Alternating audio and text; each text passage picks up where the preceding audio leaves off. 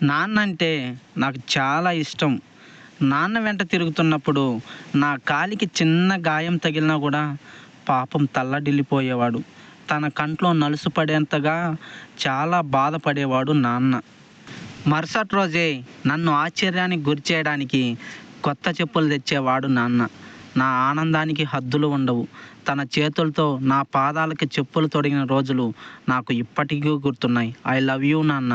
నాన్నకు మాత్రం చెప్పులే ఉండవు పాపం.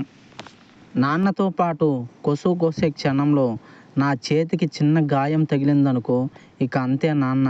ఆ నోటితోనే ఆ గాయాన్ని మాన్పేయాలని చూసే అమాయకుడు పాపం. తన బట్టలతోనే కట్టు కట్టేసేంత త్యాగశీలి మా నాన్న. ఐ లవ్ యూ నాన్న. కంటికి కనిపించే దైవం నాన్నే కదా. నాకు ఈత కొట్టాలనిపించింది, అంతే క్షణంలో మా నాన్న పెద్ద గజ ఈతగాడైపోయాడు. నన్ను నడి సంద్రంలోకి తీసుకెళ్ళిపోయాడు. ఇంతకంటే ఆనందం ఉంటుందా? ఇంతకంటే సాధించవలసింది ఉందా? నాన్న భుజాలపై నేను ఐ లవ్ యూ నాన్న అని 1000 సార్లు చెప్పినా కూడా తక్కువే. మా నాన్న చిటికెన వేలు పట్టుకుని అలా నడుస్తుంటే చాలు, ప్రపంచాన్ని సాధించినంత ధైర్యం నాకు వస్తుంది. హ్యాపీ